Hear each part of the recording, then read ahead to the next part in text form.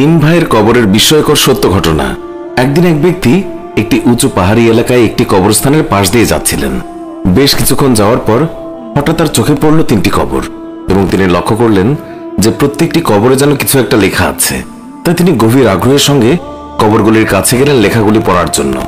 সেখানে গিয়ে তিনি যা দেখলেন এতে করে তিনি বিস্মিত হয়ে গিয়েছিলেন। কবরের এই লেখাগুলো পড়ে সেগুলোর সঠিক অর্থ খুঁজে বের করার জন্য তিনি ওই এলাকার একজন বৃদ্ধ জ্ঞানী আলেমের কাছে গেলেন এবং তিনি তাকে জিজ্ঞাসা করলেন, আপনি কি এদের অর্থাৎ এই কবরগুলির কাহিনী জানেন? তখন সেই বৃদ্ধ ব্যক্তিটি বললেন, হ্যাঁ, আমি এই তিন ব্যক্তির কাহিনী জানি, তবে তুমি যদি জানতে চাও তাহলে আমি তা বলতে পারি। তখন সেই ব্যক্তিটি বলল, আমি ওদের কাহিনী জানতে রাজি আছি। তার সেই কথা শুনে বৃদ্ধ ব্যক্তিটি বলল, চলো আমি আজ তোমাকে এই তিন ব্যক্তির কাহিনী শোনাবো। এই তিনটি কবর হলো তিন ভাইয়ের। তাদের মধ্যে এক ভাই যে বাদশার সকল কাজের দেখাশোনা করত, দ্বিতীয় ভাই একজন বড় ব্যবসায়ী ছিলেন এবং প্রচুর টাকার মালিক ছিলেন, আর তৃতীয় ভাই অনেক ইমানদার বান্দা ছিলেন। তিনি তার সারাটা জীবন আল্লাহর পথে ইবাদত করে কাটিয়েছেন। হঠাৎ একদিন দুই ভাইয়ের কাছে তাদের ইমানদার ভাইয়ের অসুস্থতার খবর এসে পৌঁছালো। ফলে তার দুই ভাই তাদের ইমানদার ভাইয়ের কাছে তাড়াতাড়ি চলে গেলেন। সেখানে গিয়ে তারা দেখলেন তাদের ভাই শেষ নিঃশ্বাস গুনছে। তারা তাদের ভাইকে জিজ্ঞাসা করলেন, তোমার কি কোনো শেষ ইচ্ছে আছে, বা তুমি তোমার সম্পত্তিগুলোকে তোমার ছেলে মেয়েদের মধ্যে কিভাবে ভাগ করতে চাও? আমাদেরকে বলো, আমরা তাই করব। তখন মৃত্যুশয্যায় তার ভাই বললেন, তাদের দেওয়ার মতো আমার কাছে কিছুই নেই। তাহলে তুমি আমাদের সম্পত্তির কিছু অংশ নাও, আর সেই অংশ দিয়ে তোমার ছেলে মেয়েদের ইচ্ছে পূরণ করে যাও, বা তোমার মনের শান্তি পূরণ করে যাও।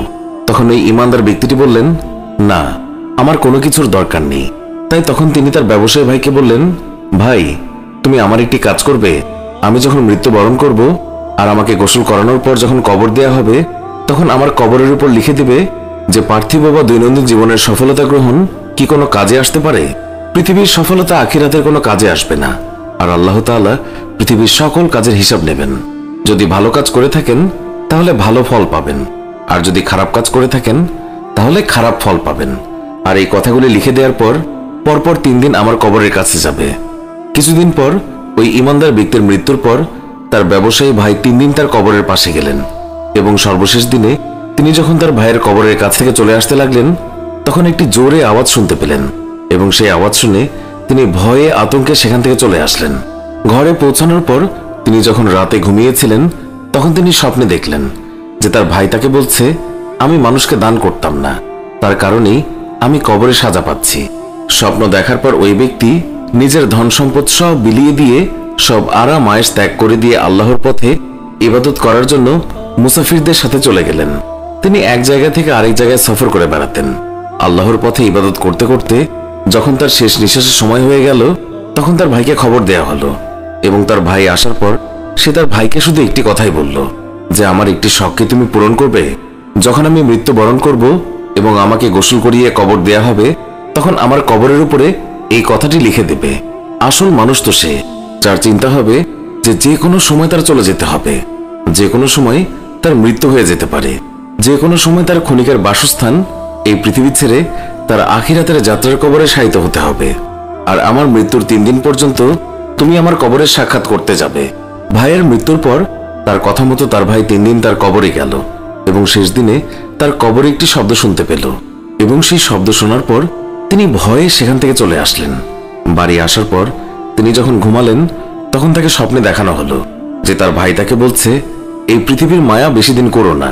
ভাইয়ের এই কথা শুনে সে স্বপ্ন থেকে জেগে উঠল, এবং সে তার সন্তানদের সকল ধন সম্পত্তি বন্টন করে চলে গেল সাধারণ জীবন যাপনের জন্য।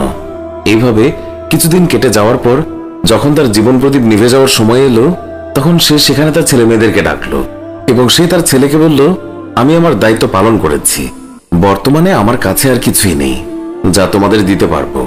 বাবা হিসেবে আমার শেষ ইচ্ছে তুমি আমার কবরে লিখে দেবে।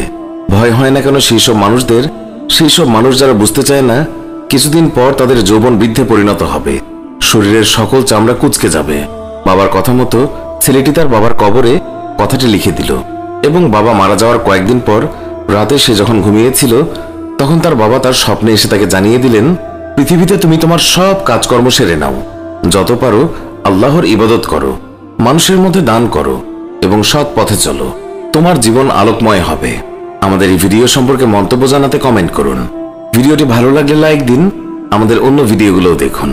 ভালো লাগলে এক্ষুনি সাবস্ক্রাইব করে পাশে থাকা বেল আইকনটিও প্রেস করুন।